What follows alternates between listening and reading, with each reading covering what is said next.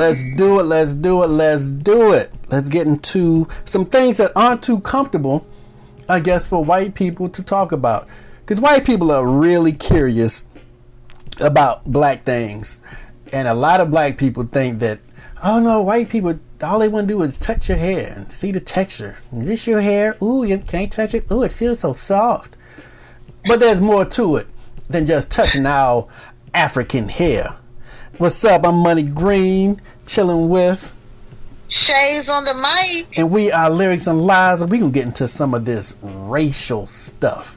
There's a video called, what's the title of the video, Shayz?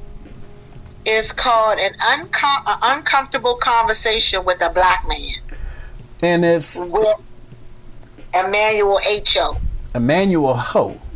So this black man who's a hoe. His last name is, he's a hoe, but he's not a hoe sexually, I don't think, but his name says he's a hoe. Like, I'm a green, Money Green, and he's a hoe. But anyway, he's sitting down with Andrew McConaughey. Matthew McConaughey. I say I don't keep up with white people that much, but I'm watching the video and I'm like, wait a minute, I recognize that nose and that hair. But Matthew McConaughey is sitting across from the whole guy, and they're bringing up certain racial issues or items, topics, subjects that may be uncomfortable to talk about. So go ahead, Shayz, give us a breakdown.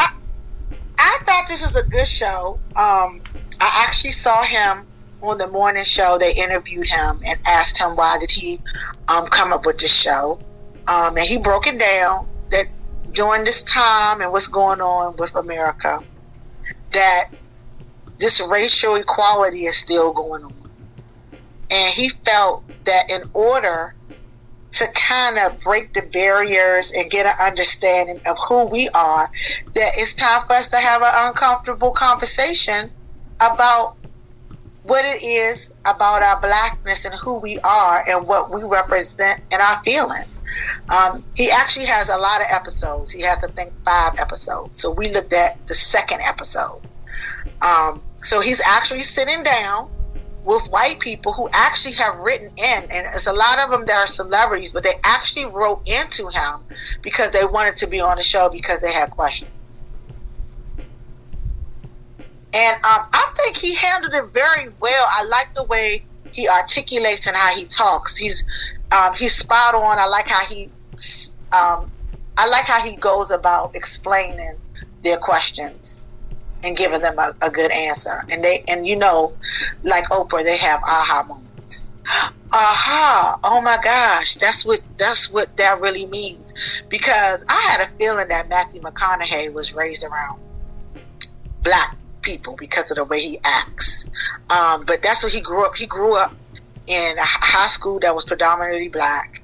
Where he lived at was predominantly black. But just because you live in an area and around that area, you don't always understand and still know our black culture. So I think Emmanuel broke down our black culture very well, and that just because we're black, we all have different ways of expressing ourselves, and you don't have to lump us all together. And I like the way he expressed himself on the show. What was your thoughts, Money Green? What did you think about Emmanuel, as you call him, the hoe? What did you think about him? I said he's a hoe. He's a hoe. He rubbed me the wrong way out the gate. And, really? Oh yeah, it was just his one little part, but he said something that was super inaccurate. Okay. But when he began talking about how we should be or how we like to be referred to, black or African American, he said, yeah, just go with black. You can't go wrong with that. And all that's cool. But then he said, you can't say African American because some black people ain't from Africa. Some are from Jamaica. Some are from Cuba. And I'm like, no. The common denominator is Africa. And those that are in Cuba, in Jamaica, in the Bahamas, in Barbados, in Brazil, they came from Africa, just like those of us in America. They just wouldn't be African American. They would be African Brazilian or African, Jamaican, or whatever they want to call it. Some call it Afro-Latina, Afro-Latin. So that's the only thing. So when he said it, I'm like, wait a minute. Because my education in the African diaspora is advanced. So that threw me off. But he made up for it later on. So it's all good. I ain't going to hold that against him. Well, I think one point he was really trying to make is the African American might not be always the right term to use, because some people don't want to be referred as African American. They just want to be referred as black. Yeah, I'm just talking about the part. I guess he was trying to give examples, and examples wasn't politically correct. No, it was inaccurate. It's not about political correctness. It's inaccurate. Okay, well, let me correct myself. That it was inaccurate of what he was saying. I guess he thought he was making some examples of how people want to be, what people want to be called or may want to be called. Yeah, but he just got his historical aspect wrong. But that's cool. But the generic part of all this is African, just like European for them. If you want to get too deep and say they came from Africa, you can say Europe. So whatever you say, whatever country they come from or culture, Euro would be in it. You know what I'm saying? But American is not, because everybody isn't from America that's in America. So that's where he made a mistake also. I put like two mistakes in one, but I ain't gonna get into all that. All right, well, you just schooled him, so I hope, Emmanuel, you're looking at this episode so that you can be corrected in your next episodes as you go forth with the uncomfortable conversation with a black man. Yeah, because if you're say you're from Jamaica and you still live in Jamaica, but you've been here for 6 months to work, you're a contractor, you're a teacher or something, American doesn't fit into your description at all, not even 1%. Just like you wouldn't call a person from America who goes to the Middle East to work during war times or something. They go over to they're stationed somewhere because of the military, or they're an engineer over in Afghanistan. They're not all of a sudden an Afghan citizen or an Afghan person. No, they're an American visiting. So that's all. Okay. Well, thank you for clarifying that. You're very Dr. welcome. Money. Yeah, there you go. Should have got my PhD, but I turned that program down. One of my regrets. But anyway. All right, we digress on that. So, what was your thoughts other than the incorrectness of that part of the show? How did you think the show was? What was your feelings about the show? It was okay. It was okay. I like the honesty when McConaughey read the comment that a woman said we wouldn't have all this issue about the George Floyd murder if slavery was never abolished. Oh, yeah. So I like that honesty, because I would say probably 40% of white people feel that way. 40% of white people still think they are superior, which they aren't. Still think they're smarter, which they're not. Still think they supposed to be above everybody else in society that aren't white. And they crazy as hell. And they think they can pull a slavery card or try some slavery stuff. And it's like natural for them. Just as especially the Karens. Yeah, just as you have, well, that's privilege. Privilege is a little different from, or majorly different from the slavery part. Because if you have somebody who's privileged, that just means, oh, I got to step ahead of you. Or I get a leg up on you, or I get to go first. But the slavery thing is really demeaning. And it's not just saying that we come first before black people. It's saying, no, you belong over there. And this gate is around you, and certain freedoms you do not have access to, and you shouldn't have. And you shouldn't have. You can't be granted this and that, and yeah, you get hurt with that, and it's getting worse, because you would think those things would have died off But no, they just keep learning it generation after generation. Some of them teach their kids all these racist habits, or some of them are conditioned by people that they're around. And I think you have to have a very weak mind to give in to thoughts like that. So a lot of these white people who are so fragile, and they join the KKK or Nazi movements or some type of sleeper white cell. I think they're missing some. I think the KKK are cowards. Yeah, but they're missing. Hiding behind a sheet. Yeah, they're not hiding. They're not hiding anymore. They put on suits and in uniforms. Well, yeah, but when they want to do their dirt, they was hiding. I mean, back in the day, you seen who they were too. But when they went to do their dirt, or when they wanted to burn a cross or hang somebody, that's when they put their sheets on, because they didn't want to, want people to know who they were. Well, a lot of them pictures when they hanging people, they not wearing sheets then. Those were events, and all of them sitting there smiling and happy and prideful. And most of them Confederate flag lovers.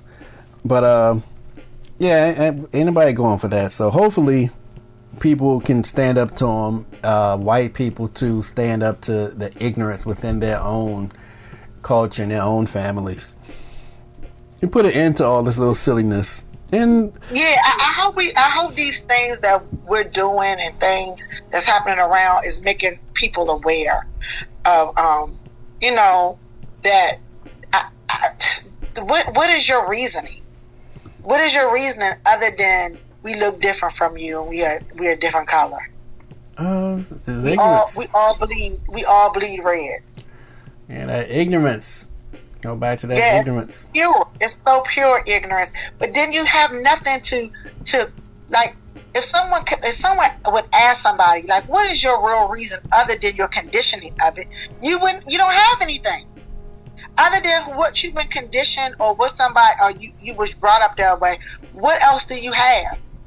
The reason for you to hate? Silence. They don't have nothing. Yeah, they do. They hate you. Yeah, but I'm just saying the reasoning for the hate. It's conditioned off of something they were taught. That's what I'm saying. Or just the basic difference. Sometimes people hate what's different from them, or they hate what they can't understand, or they hate because they're jealous of. Yeah, you can say that too. I know a lot of them hate the brilliance, the beauty of our culture. Yeah, of our culture. Because a lot of times they like to mimic us, our culture, and how we do. Well, most of the time they like to mimic. Yeah, that's most of the time. But mimic the beauty, the culture, the habits, the style, the culture that we create naturally. But so having McConaughey read some of these comments is cool, but I would like to get a group of these white folks together, and in that group you can put Terry Crews in there with him, because he has some misconceptions about black people too. So put a whole bunch of white people and let them be joined by Terry Crews, Candace Owens, Kanye West. Oh, Candace Owens! Wow. Yeah, you put all those white people or disillusioned black people together and let them ask questions to black people, because none of them have a clue. That would be an interesting. That would be an interesting group.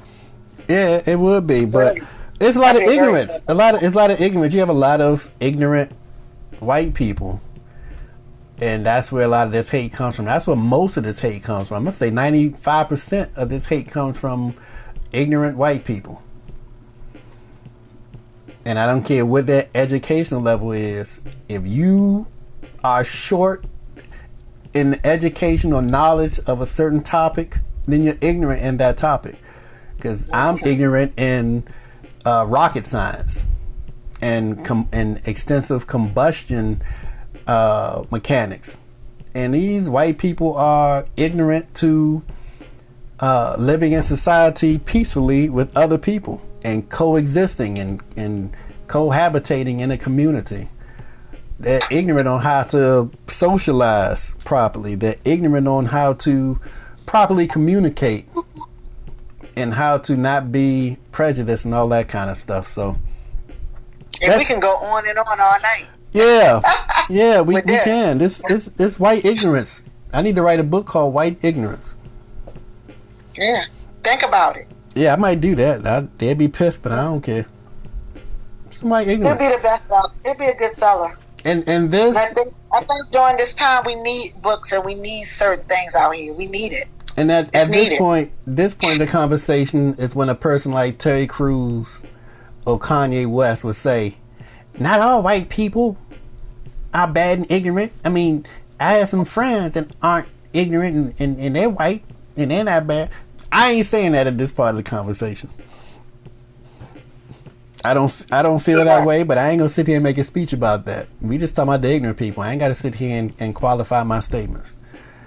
No, because we already know that there are some that's not. We're talking about the ones that are. A whole lot of them. Too many of them. So we're talking about the ones that are. That's what our plight is now. We're talking about the ones who are. Now, and I'm gonna say something else. I said about 40% act like that and are ignorant and are racist. Now, I think there's another probably 35 to 40% that are racist, but they're cool. And what I mean by that is they don't want any trouble. They don't want to create trouble. They just don't want to associate with black people or any other kind of people. And that's cool with me. I enjoy them. I appreciate them. You do not have to want to be in my presence.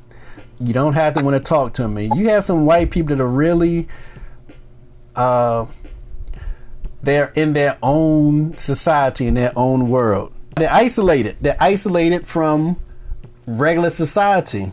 And they are cool with me because they don't start any trouble. And right. And a lot of them are the ones who have, they may have a problem with interracial dating. And that's cool with me. I understand all that because a lot of black people don't want black people dating white people. So I'm cool with all that if that's how you feel. It's just those that create tension, that create violence, that destroy things. Those are the ones that I was talking about in that 40%. So the other 35 or 40% are the ones who just want to be isolated and don't want to have any dealings with black people. And that's cool too, as long as you're not leaving nooses anywhere. You're not burning crosses. And that's what I think this group represents. They don't do any of that. They just say, nah, y'all stay over there, I'm gonna stay over here. You cross this line, you come to my neighborhood, we may have some problem because I don't want you around here, but otherwise, yeah, I'm cool. So they're fine.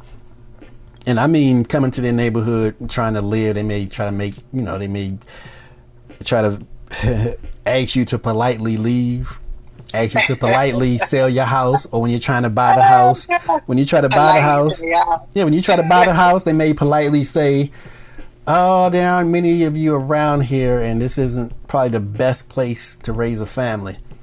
And they start saying things, and after a while you catch on to what they're saying. You say, okay, yeah, I don't want to live in this neighborhood. I'm not talking about the Ahmaud Arbery killers. Those type of people fit into the first 40%. But this 35, 40%, yeah, they just don't want to have any dealings with us. And I like them. And then you have the other, 20, 25% that are actually cool white people that you can actually bring to your house, that you could actually hang with. Right. And I'd say that, I shouldn't have said the word hang because I was just thinking of. Yeah, you catching on fast. You had the brother in Indiana who allegedly was the victim of a group trying to hang him. And some of these, did you see that video? No, I ain't see that. Yeah, they talking about get the rope or get the noose or whatever. And it was a whole bunch of white people. So this black guy wants to hang out with some white people. So I think it's him and about 4 or 5 white people out in the woods. And it's another group of white people who aren't too happy to see him out there. So they bum rush him and try to hang him. Oh my gosh. Yeah, and it's on video, all the stuff they're saying. But these some little angry white dudes. You got to send me that link. Yeah, I can check it out. And you have white dudes. So I think a lot of black people think that all white people are suckers. or no white people can fight. But you have some badass white boys out here, and yeah, they outnumbered him. But you have some badass white boys from the South that one-on-one can square up with the best of a black person, whereas the fight can be 50-50. So don't be under the misconception. I'm not talking about you, but people can't be under the misconception that all white people are just suckers and can't fight. Because some can kick ass. Some can kick ass to the point where they can kill. You know what I'm saying? Be it muscles, be it technique, be it just experience with kicking ass. So so don't sleep on them in that aspect. But you have them who tried to hang that brother in Indiana. You have the black woman who went to a slumber party in Georgia, and she went to an quote unquote all white slumber party because I believe it was like 7 or 8 white girls and just her, and she ended up dead. Sometime overnight, she ended up dead outside in the yard. What? And I'm like, you have to really be careful when you hanging with white people. And at times like this, unless you really know this white... You can't be the only one. Yeah, unless you know this white person, you better have a couple of buddies with you, and you better have a weapon or something, because she ended up dead. This is a young black woman, pretty attractive black woman. I think she's about 32. How old was she? Okay. About 32, somewhere around there. But a slumber party, you go there and you think, I'm going to get my pajamas, I'm going to have my wine, I'm going to have my, which I use, my bonnet or my whatever. Right, we're going to have some conversations. We're going to talk some girl talk. Yeah. You know? And you thinking, because a lot of black people think that they're safe with white people because of the perception that they're smart. Right. Or they're very civilized and they're safe. But in all actuality, it can be the opposite, because they can be as smart or whatever. They can be your co-workers. They can make these exorbitant salaries, but they could be hate in their hearts, and it only takes one or two. Or their boyfriends be like, oh, y'all bringing an N-word over here? And I say the N-word because I don't use the N-word, so I always say N-word. But they say, you bringing an N-word over here? And that person may be upset that there's a black person. They could have posted pictures, and one of their boyfriends said, oh, y'all got an N-word over there? Oh, my God, okay. We'll be right over there. And this woman got killed. And a slumber party is supposed to be safe, and they still have not brought her killers to justice. They still haven't gotten them. They don't know what happened. And they right in the house. Yeah, and well, all of them were in the house. Right, so the killers is right in the house. That's where they are. And they all know what happened. But no one's saying anything. So all of them need their asses whooped. Right. And all of them need to end up in somebody else's job, you ask me. Because somebody did something to this system. And she don't have no folks, because I'm sure that they have been. I know her family has approached some people. Yeah, well, just like in the Ahmaud Arbery case, you don't know what to do. You don't have any facts. You just know there's a person who ended up deceased. And it was on video. Right, well, that one it came out later, but this one, who knows? They may have recorded this one, and maybe they erased it after the Ahmaud Arbery thing came out. Right. They may have all scrambled it. Yeah, we killed Nikki, so let's delete that video because we don't want to be like the people who killed Ahmaud Arbery. But yeah, you just can't assume. Oh yeah, I'm with my white people, my white friends. So yeah, this is it right here. I'm high up. I'm advanced. I'm the cream of the crop now because I've made it. I moved on up. Shit, they end up strangling you or whooping your ass or shooting you. Who knows? So you can't sleep. You can't sleep, and those really hurt. I'm gonna tell you, the hanging one didn't hurt because that didn't surprise me at all. Hanging out with all these. But the slumber party. Yeah, but the slumber party. Yeah, that hurt. That hurt. Yeah. Yeah, so those are some uncomfortable questions. If you had a black friend come over for a slumber party with all your white friends and they tried to attack this black girl, or they killed this black girl, or they killed your black friend, would you tell, or would you go along with the white people in your crew, just like your ancestors, and remain quiet? That's an uncomfortable question. That's what they should have asked. Yeah. That's what they should have asked in that show. See, I should have been in that show. I would have gave McConaughey some questions to really ask and really get in his ass, because that was a real safe topic that they were going over. Them little nice. Well, there's some more. They probably safe too. And I'm going to assume. I think they're going to. I think they're getting more deep, because that was like the second one. Well, I'm going to assume all of them was soft, judging by that one. And plus, I think we should look at a couple of more. We can. I know you have one with them. We can. I'm just putting it out there. We want to check out a couple of more and see how Emmanuel goes with these questions. I'm hoping people, because it just started, they're going soft. But I'm hoping they get deep. There's some deep questions, like really. Some of the kids asked some questions in one of the episodes, which he wanted to know, were black people scared of white people? So I think that's episode 3. But anyway, scared. I answer that because that's not uncomfortable. So you can ask black people questions about white people, and it's not going to be uncomfortable. But right. So he answered it right off the bat. But I want to hear some like deep questions, and I think as the show goes on, I think people want to start being more comfortable in asking questions. I think we should revisit Emmanuel, but wait a little while and kind of see how deep they go with these questions. I'm actually curious, like you, to see if they ask some real deep, good questions. Well, yeah, we'll see. But I have a whole bunch of questions. Well, you can send emails. He takes emails. So you can send. He reads them too. So he does accept people's emails and talks about the emails that people send. So you can send an email and see what he do. And they down in the South too, and that's something else. Racism is so different down there that the black people that are raised down there, they grow up conditioned to do certain things. That up here in the North, we be like, what? Y'all do what? Y'all allow what? Oh, hell no. I would have did A, B, C, and D. And a lot of times that's a bunch of BS. But in these instances, the black people up north or further north in North Carolina, a lot of us really mean what we say when there's certain things we wouldn't put up with that take place in South Carolina, southern Georgia, Mississippi, what else down there? Arkansas. There's some real backwoods stuff going on down there, and I've seen some of it. I actually went down there. I was really showing my balls and taking it for granted. I went to a bar in the backwoods of Georgia. Oh. I was leaving Atlanta, driving to Tampa. I was meeting with a book club, so I said I'm just going to drive straight. By yourself? Number one, I was by myself. Number two, I met this sister down there, and she is fine too. But I knew her from online.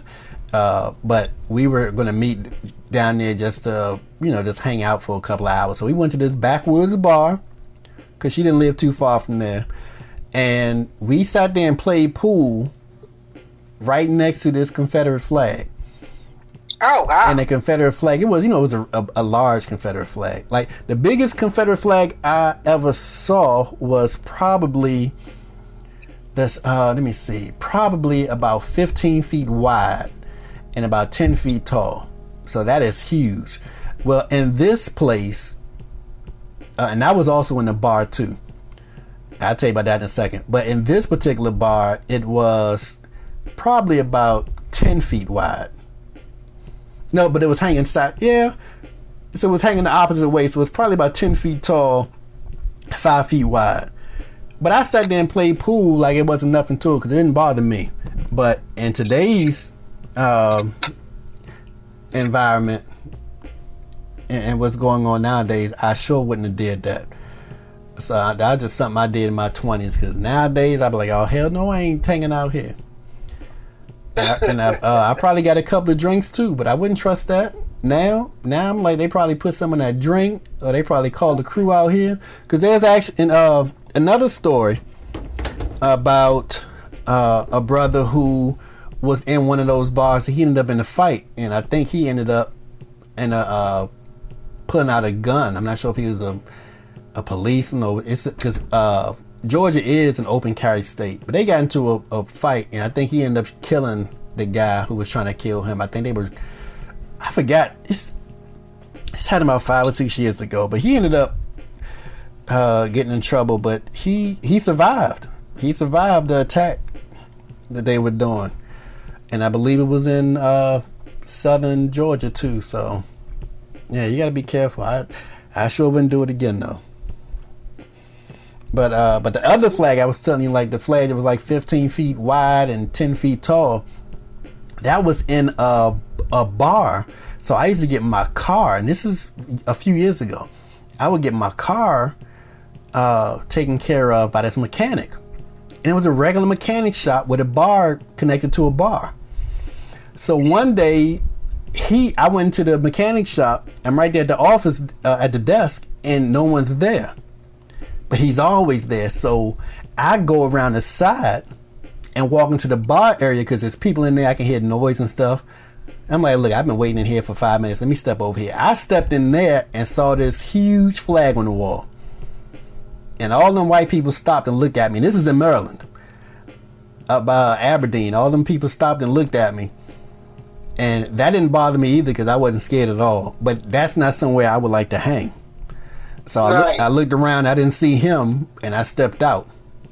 But I ain't run out of there either. But this was about maybe 2:00 in the afternoon. And there was only about 5 or 6 people there, maybe 2 women and 3 men. They all stopped and looked at me like I was crazy, and I'm like, yeah, I am crazy. And y'all don't scare me at all. But when you outnumbered, you better act like you outnumbered. So don't act like you ain't got no sense and do something stupid and say something stupid. I'm not the type to say something.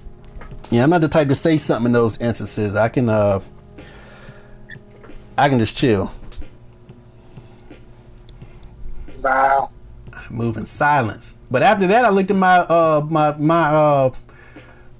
mechanic. I'm like, oh, so you one of them people? You hang out in the bar. You know, I don't know how much you feel the way they do, but you hang out with that big old flag. That's a Confederate flag in there and everything. Yeah, that flag is huge. So at least he went along with it. If he didn't feel that way, he was in the room with him all the time because that was his hangout. Wow, that's deep. You can put that in. Well, you can't sabotage your car, so that's good. Give me my phone charger. Yeah. You didn't sabotage your car. I mean, that's the most important thing. He fixed it.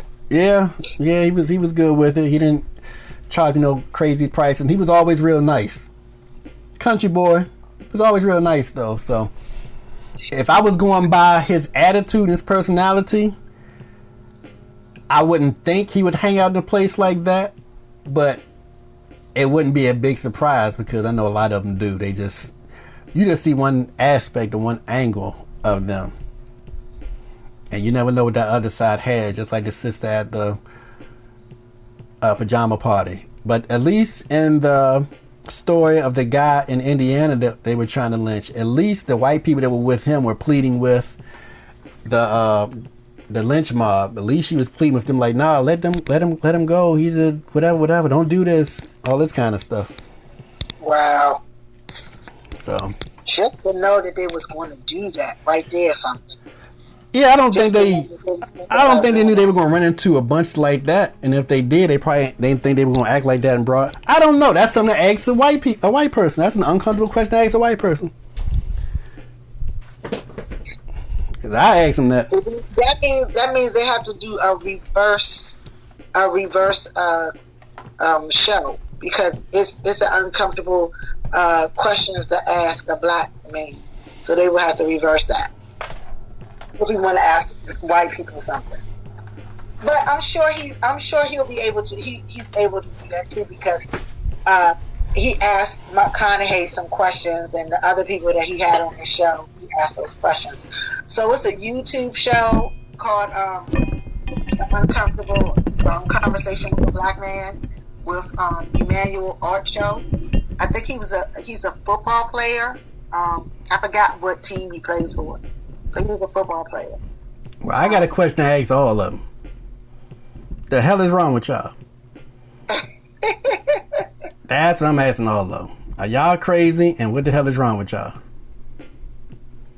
So this is another episode of Lyrics and Lies. We hope you enjoyed it. We want you to do what we always ask you to do, and that is share, subscribe, and like. Also, give us a comment. Drop some knowledge if you have some about some of the topics we talk about. No, well, just send us a comment and tell us what you think about our show. Yeah, because we will engage y'all in the comments. Yes, we will. On that note, this is another ending episode of Lyrics and Lies, and I am Shayz on the mic with Money Green. And we're out.